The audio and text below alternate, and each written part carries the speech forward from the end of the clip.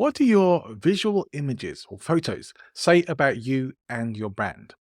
Continuing with the theme of visual storytelling that we started last week, in this episode, we're going to take a look at the story our website and our online images tell about who we are. My guest today is professional photographer and visual storytelling expert John Demato. And John helps speakers, trainers, consultants, and authors and coaches create compelling imagery that elevates their brand, builds credibility, and connects deeply with your audience. He's going to share with us how you can best tell your visual brand story and have compelling visual story elements in all the right places, in all the right ways. It's not always easy knowing what images you need or how you should be appearing for your audience.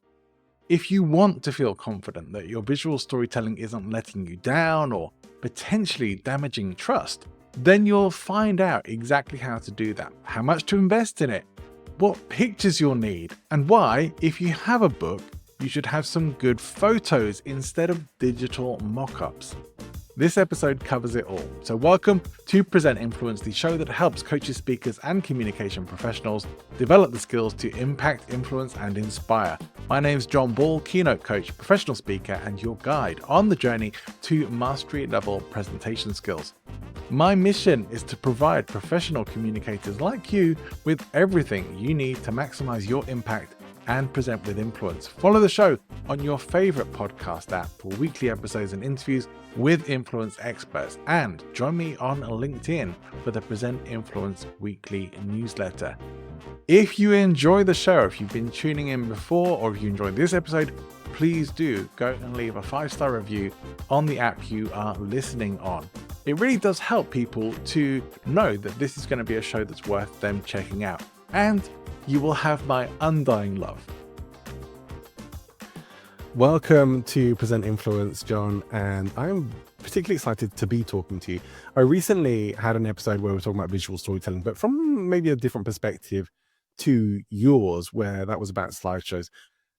Explain to me the elements of visual storytelling that you work with. First of all, thanks for having me on. I appreciate it, John. I like your name. Visual storytelling is the opportunity for those that are experts who speak, coach, train, consult, and write books to share who they are, who they serve, the problems they solve, and how they solve those problems through the photos that they share with their audience online. And that involves branding images where they're looking into the camera, or we're recreating day-to-day moments in their life and how they serve their people, or if it's actual events, be it a keynote or mastermind or coaching session, retreat, whatever that case may be, they share those photos. Or if for authors, it could involve photos of their book and not just the digital mock-up of the cover. It would be actual photos in an environment of the book, spine, and cover, as well as the inside pages that are focused on section headers and chapter titles, illustrations and pull quotes, and other design elements. Basically, visual storytelling is the opportunity for people to prove what they say is true by how they show up and what they share in their photos. Yeah. Because no matter what we do, how we appear to other people is always going to be judged a particular way. I don't know what my visual storytelling is right now. It's probably not great. How we come across to our audiences, how we show up, if we're tidy or scruffy, if we're well dressed, if we're not, these things matter, and people will pick up on it and judge it. They may not be aware that they're doing that, but they will. And so what guidance would you have for coaches and speakers and consultants to help them just figure out how they should be appearing? The first step is, before you set foot in front of a camera, to actually have a strategic and intentional plan, meaning understand how you want to be perceived by your audience, whether it's intelligent, knowledgeable, experienced, fill in the blank there, as well as what are the aspects of your personality that you want to share with them. Are you funny? Are you irreverent? Are you direct and honest? Whatever those words happen to be. And you Right. start from there. Now, you mentioned scruffy. For some people, that actually is exactly what they should look like. I They agree. should look scruffy. The point being is you need to be uniquely yourself, because when you show up in a room of people and you don't look like the photos that you have online, congratulations, you've just lost the trust of that entire room. As a result, whatever it is that your life looks like outside of that photo session, it needs to be represented in that photo session. So let's say for me, and this is certainly probably not represented by how I'm dressed today, but let's say I'm aiming for warmth, competence, humor, and intelligence. What would I want to be thinking of to make sure I'm representing that with my public image, with my pictures? The first step is thinking about what you're going to wear. And the answer to that question is go to your closet, look what you have, and pick out the stuff that you wear in front of people who pay you money, and that part is covered. Then the second part, to get more into that you described, the way that you convey that through your images, specifically during a branding session, would be the way in which you present yourself in front of the camera through your facial expression, the movement of your eyes, eyebrows, and mouth, as well as your body language. What are you doing with your posture, your hands, your arms? All of that stuff combined creates the sentiments that you describe, on top of the fact that the photographer's aesthetic with lighting and composition and different frames also contribute to that sentiment. So all of that together during a branding session will create those sentiments you're looking for. And then in any live scenario, regardless if you're on stage in front of the room or talking to participants after the fact, you're going to naturally convey these things because that's who you are in those moments, and those photos are candid. You're not putting on a show for the camera, so they're going to naturally come out anyway. Yeah, which makes a lot of sense. So, really, if we want to come across professionally, we do need to have professional photos that we're going to use. Yes, Okay.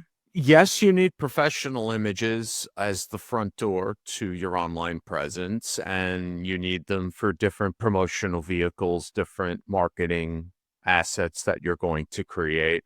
And there is a certain level of perception that you create from leveraging these high quality professional photos. But at the same time, you also are not going to have a paparazzi following you around 24/7 during your day to day. And there are moments that happen throughout your day, regardless of your business, that you want to share with your audience because they're relevant and relatable to them. Having that camera in your pocket 24/7 is a valuable asset, and you need to be able to use it in a way to create images that are going to connect with your audience. Because regardless of what your expertise is, regardless of what your business looks like, you are in the business of building relationships if you are a service-based business. Do you have any best practices for doing that? Is it more about spontaneity, or what would you say? Something is better than nothing, because if a moment happens and you don't have a photo of it, the moment never happened. So there is that. With that being said, there are some best practices, and probably one of the best ones would be to actually, I could say two right off the bat. Pay attention to where the lighting is.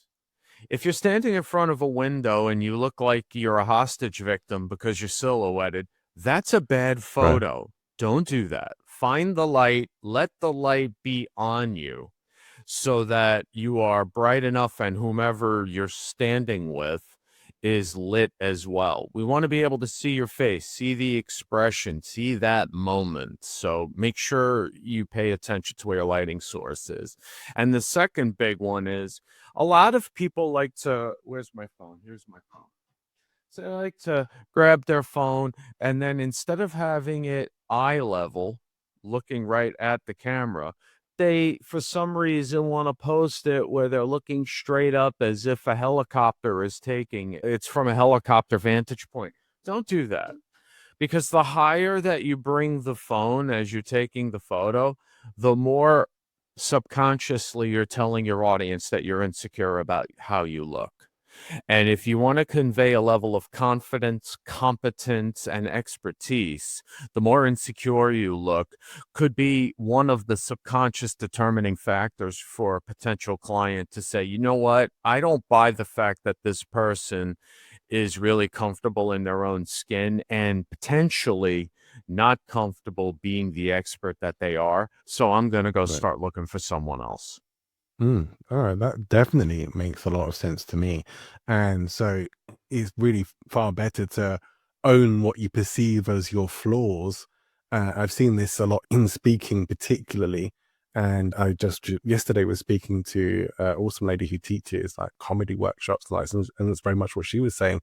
You have to own your flaws for people to laugh with you rather than at you. And so you have to be vulnerable to that degree and just say, this is me, this is who I am. And there's nothing really to hide there. And you can go out and deliver that. So that does make a lot of sense to me. Yeah. I put it a little bit differently, but I'm definitely aligned with that sentiment. It's more about creating a reframe in your mind as an expert to understand the purpose of what these photos are for. These photos are to present you as a relevant expert that has done this before, done it recently, and done it for people just like them. As a result, these photos are not for you. These photos for the opportunity for someone who needs what you can solve for them to help them get past what's holding them back. Get over yourself, get over these perceived flaws that you have, because I can tell you, as someone who has hired experts, the last thing that I care about is if their left earlobe is bigger than their right, that 30 pounds overweight, that they're older and have wrinkles, that one eye is bigger than the other. I could care less if they had a third eye literally blinking at me while they were helping me get past my problem. And that's exactly what your people are thinking. And that means you have to look from within and own yourself, own your flaws, however you want to label it. Just own who you are in that moment and get to work. Yeah, I think some of these are essentially similar principles for getting over stage fright, let alone being camera shy, and really valuable ones. Is like we do absolutely need to own ourselves and remember that it's not even really about us; it's about serving our audience and being able to make a difference there. So sometimes we just need to get over it and get on with it. Let me ask you: websites are very important for coaches and speakers and pretty much everyone these days. Despite I've seen a few people around saying otherwise, I don't really believe that's the case. But what are some of the essential images that we probably should have on our professional websites? Well, it depends upon who we're talking about. Are we talking about an expert who speaks on stages? Then yes, we need to see photos of you on stages. Are you a consultant? Then we need to see images of you consulting, whether it's on a screen, on the phone, in a boardroom, in a conference room with some really crappy panel walls. We need to see that, or it needs to be recreated during a branding session. If you're an author, where's your book? We need to see what that looks like. If you're a coach, same thing as a consultant. If it's on a screen, in person, on the phone, we need to see that. The point being is, whatever you do and whatever the tentacles of your services look like, we need to see them, and they need to be on the pages in which you're talking about what that service is. In addition to those images, what we also need to see is the before and after all of those moments. What do those Right. engagements look like? Those conversations look like? Talking with participants, talking with the AV crew, talking to the event planners, talking to the person that hired you, whatever that looks like. We need to see those moments, your prep moments. You're sitting there mulling over a speech, you have a book signing, you're setting up the area. We want to see all of that stuff.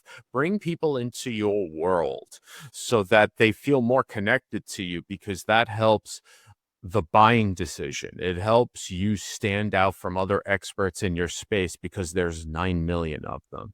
And then, of course, at the very top, the fundamentals. We need to see the headshot, the tightly cropped shot from the top of the head to the top of the chest. We need to see some wider portraits.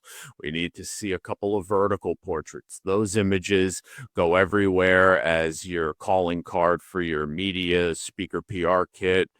They go on all your social profiles as well as your website. So long story short, you need a lot of damn photos to be able to present yourself as the expert that you are and that command is the premium prices that you do. I can understand that. How many photos would you say roughly that someone would need to have available and ready for, at least from a website? The better question is, how many holes on your pages do you actually have first?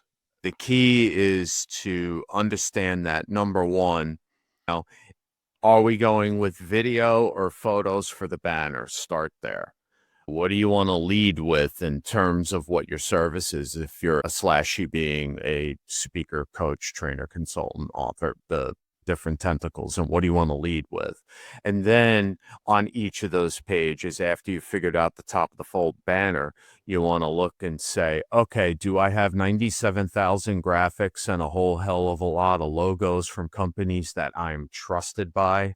Where can I add in some images to add some humanity, break up the text, and visually punctuate the sentiment of that text? So it really begins and ends with understanding where the holes are, how many images you want, what are you speaking about on each of those pages, and then you reverse engineer from there the amount of photos that you would need. But what I will tell you is the more visual variety, the better. Meaning, don't just be in a studio and don't just shoot stuff against a blank wall.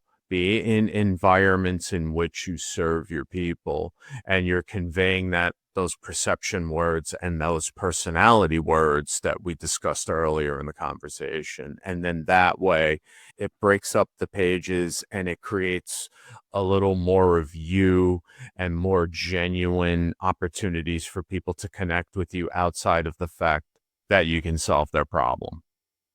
Yeah, I think that makes sense. I've certainly worked with people in the past who have had professional photo shoots done, and then because they've had it done, they've used as many photos as they could on their website because they were really happy they got it done. And sometimes even that's been with the exact same outfit, just in different poses, but in the same shoes. It definitely looks too much. And sometimes we've even seen that mixed in with stock images on the website, which I think probably need to be somewhat careful about when we're using stock images as well. So when it comes to wearing the same outfit in every shot, you look cheap. You don't look like you're befitting that of an expert or a go-to authority in your space. It looks like you shot everything on the same day. And while that is something that everyone understands, you don't want to create that perception. It looks like you didn't care enough to think more deeply about how you want to present yourself visually, because that again subconsciously tells people, if they don't care about that, are they going to care about me? And you don't want that kind of doubt in their minds, because it's going to make the buying decision far more difficult. And then in terms of overdoing it, here's the reality. You don't need to overdo it, because the truth is you have so many other places that you can leverage these images. It's not even funny. Aside from the fact that you have online content and a newsletter and your PR media kit, you also have all of those printed materials that you have when you are at a conference. You have your training materials, as well as other marketing assets that you use throughout the year for different campaigns. You can leverage these photos in a wide variety of places. And if you just overload it on your website, it looks like you're trying too hard. And we don't want to do that either.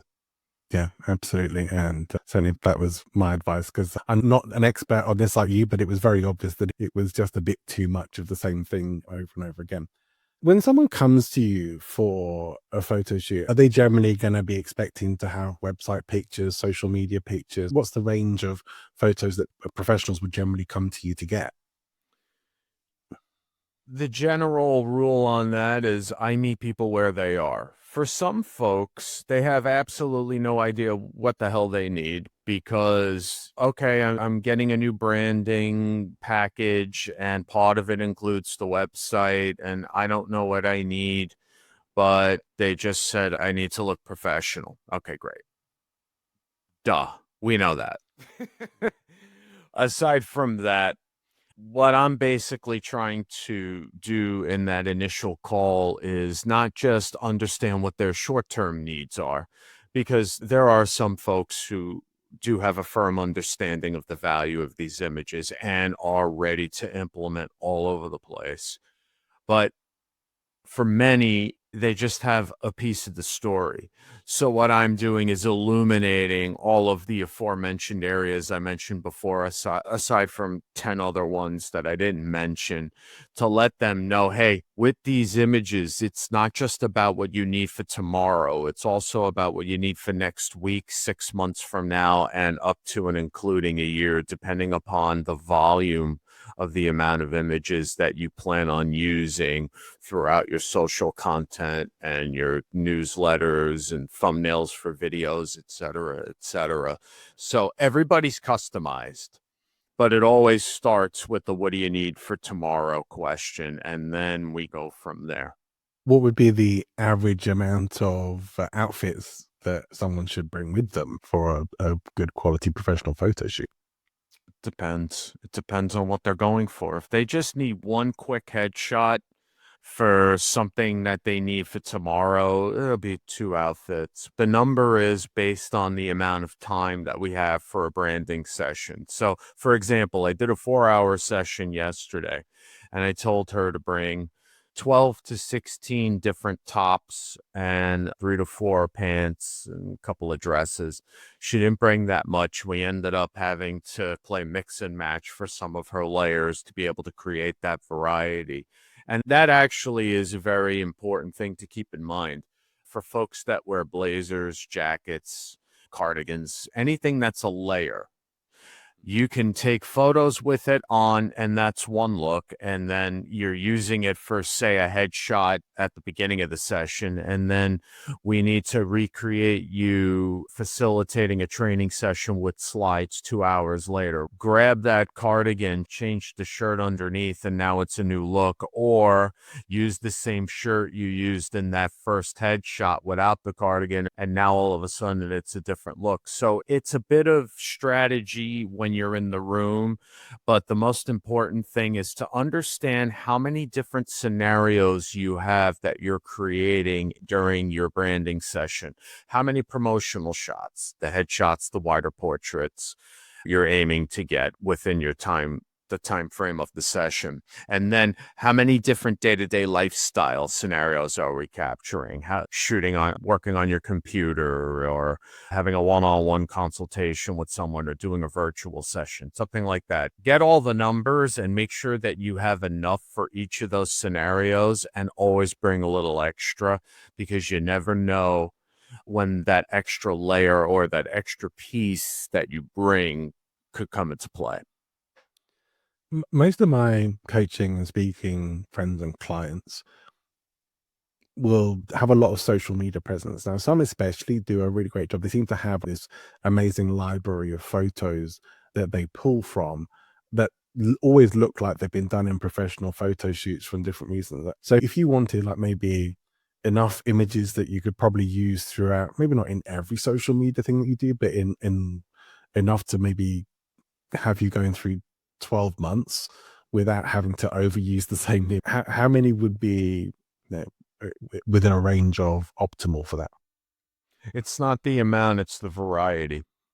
Right. And what I mean by that is the variety in the way that the photos are composed. Wide, medium, close, I don't just mean photos that involve your face. Let's see the details. The devil is in the details. If you're someone who writes in a day planner or a journal, let's see close-ups of that pen. When you're working on your laptop or your tablet, let's see close-ups of what that looks like. Right. If there are certain pieces of swag that you use or that you give to clients, let's see what that looks like. If there are mementos or tchotchkes or other types of different props that you could bring to the session that you can have photos taken of and then shared with your audience in a relevant and valuable way, let's see what that looks like. Do you have books or manuals that are important to what you do for a living that are absolute essentials and would be relevant and valuable to share with your audience? Get photos of that stuff as well. And then when it comes to the person and their face, get them in black and white as well. And the reason is because it breaks up the visual pattern of the same types of shots over and over again. And hearkening back to what was said before, that camera that's in your pocket 24/7, that also comes into play and breaks it up. In addition to the fact that there are posts that you can create that also can include text on the image. So then that also breaks it up. The other idea is to use posts without images and just use text and quotes from your book or from your speech or from other articles that you've created. You don't want to bore your audience with the same shots over and over again. You want to break it up so that you don't become noise and that you stay a clear signal. And by being strategic and intentional about how you leverage your image content portfolio, you are going to be able to achieve that goal. Yeah. That's good. I think we do need to look as good as we can manage to make ourselves look on social media. It's certainly something I need to get better at myself. Are there any common mistakes that are actually easily avoidable that you see people do? One of them I mentioned before, which is if a moment happens and you don't have a photo of it, that moment never happened. So that's definitely one of them. Another one that drives me absolutely insane is, now tell me if you've seen this kind of photo before. So let's say the person is on their laptop, right? They're sitting. They have a coffee cup in their hand. They have one hand on the keyboard. And instead of looking at the laptop, at the typing that they're pretending to do, they look straight into the camera. Have you seen Yeah. that photo before? Oh, yeah. Even today, I think. Yeah. So those photos drive me up a wall because you're confusing your audience because you're unnecessarily breaking the fourth wall. And what I mean by that is you're doing I'm candidly working and I have my coffee cup and I'm doing my thing and I'm working hard for you. And Right. then at the same time, it's, hey, look at me, look at me, look at me. Yeah. Make a It's kind of, choice. yeah. Yeah, go ahead. They're trying to connect with you at the same time, but ultimately looking really staged and fake because of it. You're multitasking and looking really stupid is what it is. So the solution to that problem is this. Either A, during your branding session, you focus on getting the promotional images, the ones where you're looking directly into the camera, or B, you're doing recreated candid day-to-day lifestyle images where you're working, you're brainstorming, you're having moments of reflection, you're facilitating and training, whatever that is. It's either A or B, not C. C doesn't exist. It looks dumb. Stop doing that. It's unnecessary. You may or may not have come across this. You might have some awareness. I don't know, but there's this thing that was often taught in a lot of NLP based presentation classes of the 5 essential movements or body positions that represent a particular emotion, like the arms crossed and finger on the chin, the thinker, or they call the plicator, which is the hands pointed upwards in front of you. Do those sorts of stances kind of work, or do they just seem ridiculous? I am not actually familiar with that staged posturing, but the one rule that I live by is I do not pose people ever. What I do is place a person in a scenario, and then I tell them within that given scenario, what would you be doing with your arms? What would you be doing with your hands? And then let them make the first move, and then I optimize it for the camera. Why is that important? Because they need to feel natural in these images in order to convey that to their audience. If it's staged or posed like it's a fashion or beauty shoot, it's going to come off as inauthentic. And on top of that, they're not going to do those movements while they're in the room with these people while they're paying the money. And the whole goal is to create that genuine connection with your audience in a way that's going to show them what it looks like when they are in the room with you. As a result, honestly, don't care what all of that stuff is that you just said, because what's more important is what the person does in the room when they are in that particular scenario. For example, yesterday with the woman that I was working with, I had her sitting at a lot of tables. And I would ask her, if you were sitting across the table from a client right now having a conversation, what would you be doing with your hands? Would you actually lean on your chin? And she did. And she had a couple of different ways to do that. I'm like, okay, let's do another position. What would you do if your hands were at rest? Are they like clamped together? Are the fingers intertwined? What does that look like? And then she would react to that. And then I would photograph that. That's all it needs to be. This is not rocket science, people. This is just photos. And if you just allow yourself to be uniquely yourself, you're doing the right thing. It's one of those things I think it's always hard to act natural when you're almost being asked to act natural. Do you know what I mean? And John, that's a great point. Qualify your photographer during that discovery call to determine whether or not he or she is the right fit for you to be in the same room with for a couple of hours during this session, because rapport is everything. If you do not feel comfortable with that person, it's going to feel very unnatural, and it's going to show up in every single photo. And guess what? Those photos are going to suck. And you know what you're going to do with them? Absolutely nothing. Right. So be very discerning with the people that you hire that are standing in front of you with a lens pointed at your face. And that's going to go a very long way to making that uneasiness go away over time during that session when you get used to them. And then what you'll do is drop your guard, feel more present, and be more apt to share natural expressions. Yeah, you may have just answered another question I had, which is about I'm someone who definitely does not. I'm not camera shy, but I don't enjoy photo sessions. Get bored out of hell. But if you've got that rapport with a photographer, is that the main thing that will make the difference for that, or are there any other things that could help make it a better experience? Do you think? First of all, congratulations. You're just like most people. Rapport definitely is at the top of that list. What else really helps create that level of feeling comfortable and confident in front of the camera is preparation. It's hearkening back to what I said before about strategy and intention.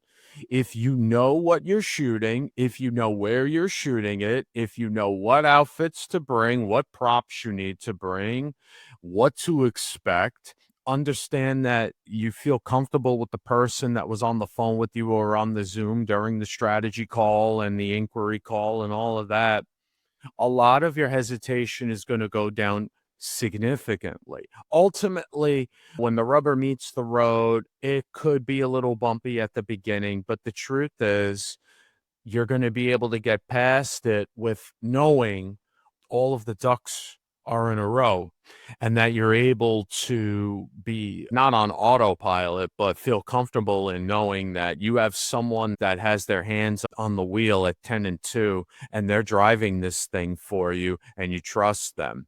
That's going to really help you get past that hesitation and anxiety being in front of the camera. Yeah, that's cool. When you have clients who are in coaching and speaking and consulting who want website stuff, they want social media images, are there any other things you recommend that they might want to include in that package? Before I mentioned the whole list of other types of images that would be relevant and valuable to your audience. So I would refer back to all of those pieces. I would also think about some of the stuff that happens outside of your life and outside of your business, depending upon your brand. It always ties back to how do you want to position yourself and be perceived by your audience. And for some people, they don't need to share anything outside of their professional lives. They want to keep it very straight down the middle and go that route. But for some other people, I've photographed them on their boats. I've photographed them dancing and going out and doing different types of hobbies and meditation, wellness practices, because it was relevant to their audience. So what I would say is, what are the other things in your life that A, you feel comfortable sharing, and B, is relevant and valuable to share with your audience? And consider making time in your portrait session for those things to be captured as well. Obviously, the priorities are everything that were discussed before, but those could be the yes ands. And if you do not have time to capture them during the branding session, you use your camera in your pocket. For example, a client I photographed in South Carolina a couple of weeks ago, he owns a couple of airplanes. We didn't have time to go to the hangar and shoot him and do all that kind of stuff. So what I did was I briefed his social media person who also does his video and snaps some behind the scenes stuff of him at events. And I gave him a blueprint as to how to capture my client and his client with the airplane and use those images across his online presence. Right. Yeah, very, very helpful. Could you give some sort of idea of what an average or reasonable expectation of investment in something like this would look like for most people? Well, I'd be happy to share what my rates are. Yeah, if you're okay to do that. Oh, my rates are on my website, so they're already out there. But for a branding session, it could average anywhere from $3,000 to $9,500 US. And it depends upon how much time you are in front of the camera. In terms of the grand scale of life, I'm somewhere probably in the middle with regards to other branding photographers. But what I would say is, when you're thinking about what the financial investment is in these branding photos in this session, and then thinking long term about how many times a year do I need to refresh them, what's the cost of not having these images? What's the cost of just sharing photos from your phone only? What do you generally get paid for a keynote? What's that in relation to what you're spending on these branding images, or even photos of the keynote itself or a training session or other type of Yeah, yeah. facilitation? Weigh the pros and cons with regards to what you're getting paid right now, and then think more critically about who that person is behind the camera. Are they the right fit for you in terms of the rapport factor we talked about, but also in terms of their expertise? Do they think like someone who just wants to capture pretty photos of you? While that is the foundation, that is not the objective. The objective is to capture as much variety as possible with a high quality bend that gives you opportunities to leverage these images everywhere. So you want your photographer basically to think like a marketer, not thinking like a portrait photographer. Yeah, we probably don't want to get abstract or overly creative with these things either, I guess. That's great advice. I think it is a longer term investment for most coaches and speakers. One new client or your next keynote will more than adequately cover the cost of investment. So, yeah. Here's the other thing about that, John. When you are an expert that speaks, coaches, trains, consults, and write books, and you don't plan on retiring anytime soon, it's never ending. You are sharing the never ending story. These photos that you got today will be out of date in 2 years for various reasons. Whether you look different, whether your business is in a different place, whatever the case may be. And as a result, in order to stay relevant in the eyes of those that you serve, to still stay in the pecking order to where you fit right now and to elevate yourself beyond that, you have to keep up with your never ending story with fresh images over and over and over again until you decide to stop doing what you're doing. John, you also have a blog. Can you tell us a bit about that? Sure. So I write a lot. I write three blogs a week, every Monday, Wednesday, and Friday, and it shares a lot of valuable insights with regards to the how, what, and why behind visual storytelling. And it's an opportunity for me to give people more context into the reasoning behind the importance of investing your time and money into this stuff, because it's not just about getting these images, it's also about implementing them. And I write a lot about the entire process to just give a full scope view into its importance. Great. So if our audience would like to check that out, where can they get a hold of your blog? You can go to johndemato.com, scroll all the way to the bottom of the homepage, and there is a sign-up form right there waiting for you. Awesome. So great. Anyone who wants to go and check out John's content and blog, you'll find the link in the show notes. But John, any final thoughts or words of advice for those of us who are looking to improve our visual image online? Absolutely. The best time to start thinking about your visual storytelling and how you present yourself through images is right now. Get started on it. Start being strategic and intentional. Hire the right people to help support this goal of you putting yourself out there in the way you want to be seen, perceived, and all that good stuff. And that will help you get in front of the people who really, really need your help and also are a fit for you based on who they are as a person. Awesome. Great advice, John. It's been really fun chatting to you today. I certainly learned a lot, and I'm going to be having a good think about my visual storytelling and my image as well after this chat. I really appreciate you coming on the show, and I'll go and take a look at your blog myself. But thank you for being my guest today, John Demato. Thank you for having me. The pleasure was all on this side of the lines, my friend. Glad to hear it.